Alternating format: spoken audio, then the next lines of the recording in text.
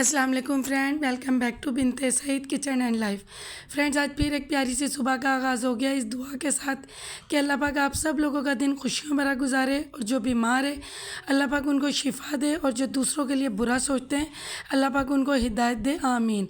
Friends, आज सुबह मैं जब उठी थी तो फिर नमाज़ के बाद लेट गए थे, फिर देखा मैंने सुबह उठ के तो आज मौसम बहुत बेहतर था और आज धूप भी निकली हुई थी और आज मेरा गला भी इतना ज़्यादा ख़राब हुआ हुआ है, आपको मेरी आवाज़ से पता चल रहा होगा। लेकिन मुझे ज़ाहिर सी बात है आपके लिए व्लॉग तो बनाना है ना। ये देखिए, आप देखें धूप, ये नज़र आ रही है ना धूप, आज धूप है लेकिन मौसम थोड़ा सा बेहतर है, बहुत गर्म नहीं है। और आज मेरे भाई ने भी आना है, यानी मेरे सबसे छोटे बहनोई ने, तो बस उनका भी पता चला था कि उनकी तबीयत ठीक नहीं है तो उन्होंने यहाँ डॉक्टर से टाइम लिया था तो उन्होंने आना है। तो इसलिए फिर मैंने बच्चों के लिए नाश्ता बनाया। बच्चों का आपको पता है कि बच्चे जो नाश्ता कहते हैं मैं उनके लिए बनाती हूँ। तो ये आज बच्चों ने गार्लिक ब्रेड का बोला था तो मैंने उनके लिए ये गार्लिक ब्रेड बनाई। ये इतनी यम्मी बनती है और ये सिर्फ चाय हो और ये गार्लिक ब्रेड हो और इतनी क्रिस्पी ये बनती है। तो कभी मैं आपके साथ इसकी भी रेसिपी शेयर करूँगी, आप कमेंट में बताइएगा किस किस को इसकी रेसिपी देखनी है। तो बस यही नाश्ता किया और मैंने अपने लिए रात की रोटी बनाई जैसे मैं फ्राई करती हूँ और दाल थी तो उसके साथ हमने नाश्ता किया, क्योंकि मैंने कहा जल्दी जल्दी सारे काम हो जाएं, फिर भाई ने आना है तो फिर उनके लिए भी मुझे खाना बनाना था, थोड़ा नमक और काली मिर्च में ना। तो ये देखिए, ये मेरा नाश्ता है। आपको तो पता है कि मैं रात की रोटियों से फ्राई करके बहुत शौक से खाती हूँ। अभी मुझसे वॉइस भी नहीं ओवर हो रही है, बेटी भी मेरे साथ ही बैठी हुई है, अपना नाश्ता कर रही है। तो इतना मेरे गले में इतनी तकलीफ़ हुई है, मैंने कुछ ऐसा खट्टा भी नहीं खाया था, बस पता नहीं या तो मौसम ऐसा है या क्या है। तो बस इसी तरह मैंने नाश्ता किया। उसके बाद हमने सारा काम भी मैंने सारा हो गया था। फिर अभी मैं और बेटा आ गए स्टॉप पर, भाई बस पहुंचने वाले और माशाल्लाह बिल्कुल सही टाइम पे आए थे। हम 5 मिनट हमने वेट किया और भाई आ गए थे। तो फिर हम लोग बस उनको लेकर घर आए। माशाल्लाह मुझे इतनी खुशी हुई थी भाई कि भाई, मतलब मेरी सबसे छोटी बहन के शौहर हैं वो, और वो मेरे घर आए। बहुत ही अच्छी नेचर के, मेरे सारे भाइयों की नेचर अच्छी है जो मेरे बहनोई है। ये देखें माशाल्लाह।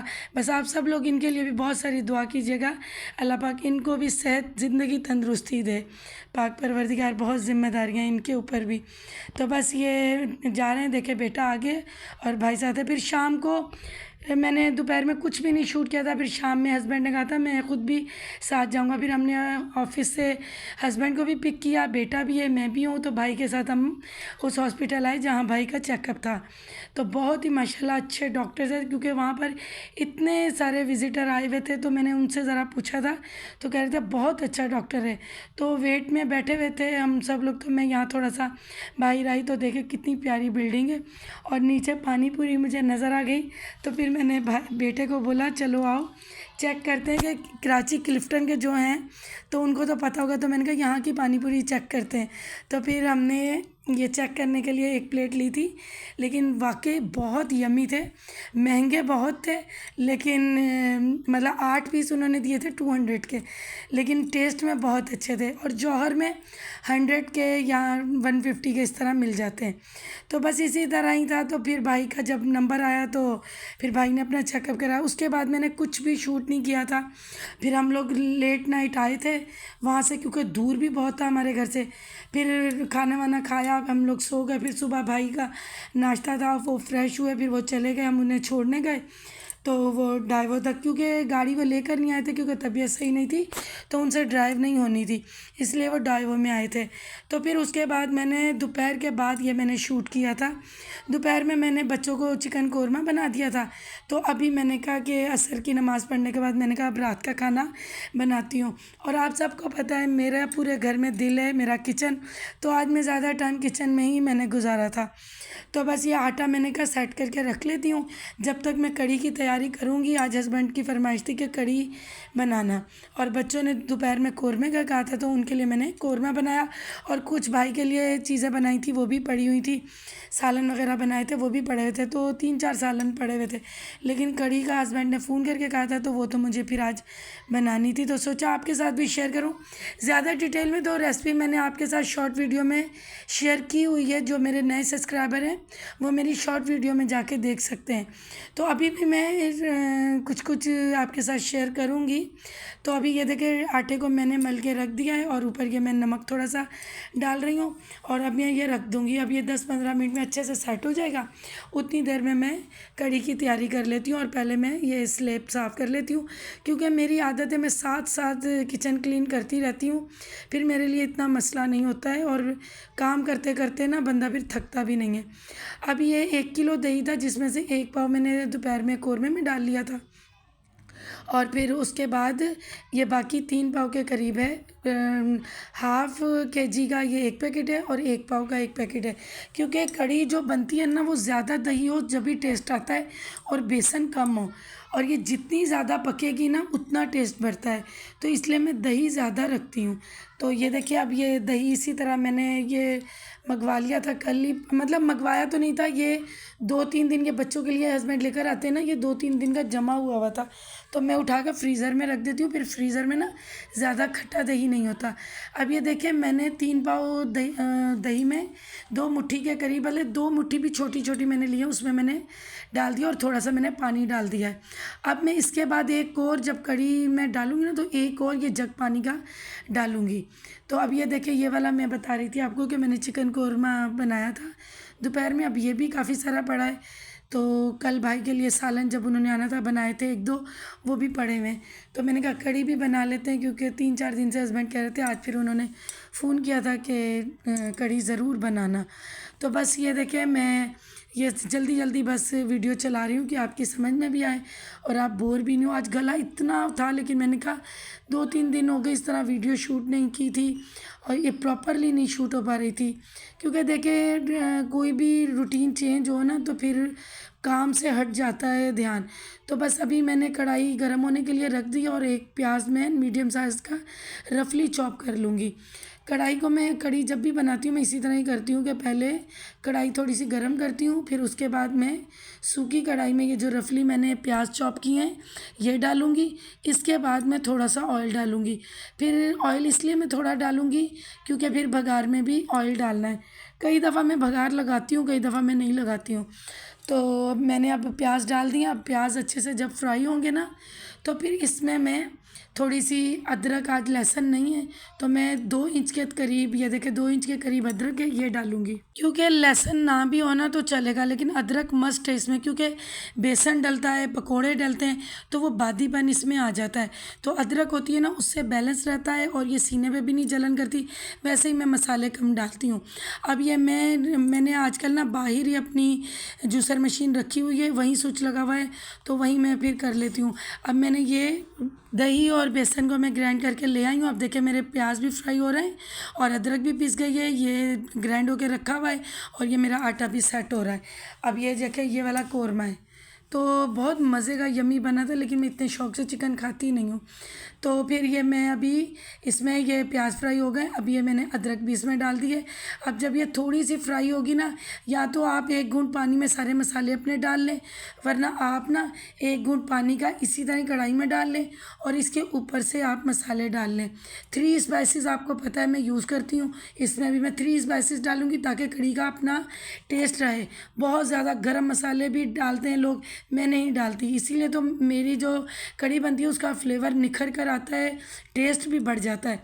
तो अपने टेस्ट के हिसाब से आप हल्दी, मिर्चें और नमक डालें और 1 तेज़पत्ता डाल दें। तो हल्दी इसमें थोड़ी सी, सबको पता है कि रूटीन की कुकिंग से ज़्यादा डलेगी कढ़ी में। तो ये अब मैं जब फ्राई अच्छे से ये मसाला कर लूँगी, पानी इसलिए डाला जाता है कि सूखे मसाले जल ना जाएं। तो अभी मैं जब ये थोड़ा सा मसाला फ्राई हो जाएगा ना, उतनी देर में ये चॉपिंग बोर्ड में धो के रख लेती हूँ। साथ साथ बर्तन भी धोते जाओ तो काम आधा हो जाता है। और उसके बाद ये मैंने जूसर मशीन में दही, पानी और बेसन को चलाया था इसमें जूसर में, वो मैं डाल दूँगी। और उसके बाद 1 जग और मैं, मतलब फुल भरा हुआ नहीं, तो वो भी मैं डाल दूँगी। आप भी जब यूज़ करोगे आपको अंदाज़ा हो जाएगा कितना डालना है, तो ये मैं डाल दूँगी। तो ये ऊपर जो सफ़ेद सफ़ेद झाग आ रही है ना, ये दही ज़्यादा होने की वजह से है, लेकिन ये जब पकती जाएगी ना तो ये अपना कलर खुद ब खुद छोड़ती जाएगी, जैसा कढ़ी का कलर होता है। फिर उसके बाद ये जो बकाया 1-2 बर्तन होंगे वो भी मैं साथ साथ ही धो लेती हूँ, ताकि फिर जब खाना वाना खाते हैं ना, तो फिर सिर्फ खाने के बर्तन होते हैं, वो बंदा जल्दी से धो कर रख देते हैं और किचन क्लीन हो जाता है, और पूरी रात किचन माशाल्लाह नीट एंड क्लीन रहता है। तो फिर सुबह इतनी दिक्कत भी नहीं होती, घर भी बिल्कुल नीट करके लेटती हूँ। आपको पता है, जो मेरे शुरू के सब्सक्राइबर हैं सबको पता है, ताकि सुबह जब हाउस हेल्पर आती है, एक तो नींद भी पूरी हो जाती है, फजर पढ़ के लेटते हैं, तो फिर उसके बाद घर भी नीट एंड क्लीन होता है। हाउस हेल्पर आती है तो कोई दिक्कत भी नहीं होती। अब ये मैंने स्लेब भी जो जो यहाँ पर थोड़ा बहुत मतलब मैसी हुआ था, वो भी मैंने साफ़ कर दिया। और ये कढ़ी भी बस इंतज़ार है, मैं पास ही खड़ी रहूँगी। अगर ज़रा सा भी हटते हैं ना दूध, चाय और ये कढ़ी, तो फ़ौरन बॉयल आ जाता है। तो अभी मैं इसके पास ही खड़ी रहूँगी ताकि इसमें बॉयल आ जाए, तो फिर मैं ना साइड में हट के कोई और मेरा काम होगा तो फिर मैं वो कर लूँगी। अब बस मैं आटे का वो डोंगा मैंने निकाल लिया है, तो बस मैं इसको एक दफ़ा इस तरह करूँगी तो ये सेट हो जाएगा।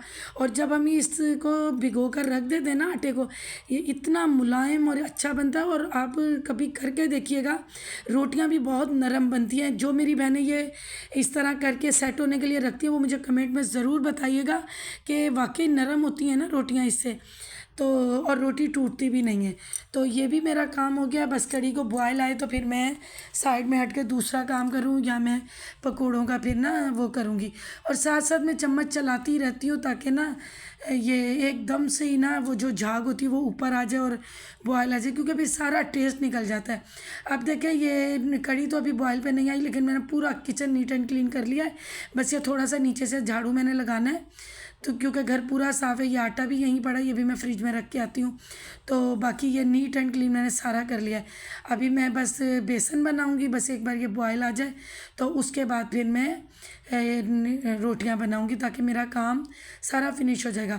अब मैं ना बॉयल होने में भी थोड़ा सा टाइम है, तो थोड़ा कचरा स्लेबों से नीचे गिरा था, तो मैंने कहा यहीं से हाथ के हाथ में ना झाड़ू भी लगा देती हूँ, ताकि फिर ये लाउंज तक कचरा नहीं जाता। माचिस की तीलियाँ हैं और इस तरह ना थोड़ा बहुत कचरा गिरा था, धनिया वगैरह, तो मैंने कहा इस तरह कर लूँ। अब ये देखें, उसके बाद मैंने काफ़ी देर बाद ये शूट किया। ये देखें, अब कढ़ी भी बॉयल होने भी आ गई है और पकोड़े भी मेरे रेडी हो रहे हैं।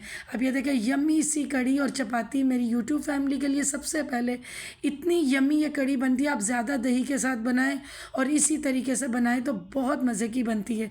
और मैं अपनी यूट्यूब फैमिली की, अपनी बहनों को, अपनी बेटियों को कहना चाहती हूँ, आपने जो जो मुझे रेमेडीज़ और रेसिपीज़ बोली हैं वो मैं ज़रूर करूँगी। देखें, बीच में कोई मेहमान आ जाए या मेरा कोई अपना काम होता है ना, तो रूटीन थोड़ी सी हट जाती है। तो इंशाल्लाह जैसे जैसे होगा मैं ये रूटीन वाइज हर चीज़ आपके लिए करूँगी इंशाल्लाह। और मेरी कुछ इंडियन बहनों ने मुझे एक दो रेमेडीज़ का कहा है कि आप लाइव आकर हमें बताएं, और दो रेसिपीज़ हैं वो भी लाइव बोला है कि आप बना के दिखाओ। तो मैं इंशाल्लाह ज़रूर करूँगी। इसी के साथ इस व्लॉग की एंडिंग करती हूँ। अल्लाह पाक आप सब लोगों को खुश रखे, आबाद रखे, आमीन। अल्लाह हाफिज़।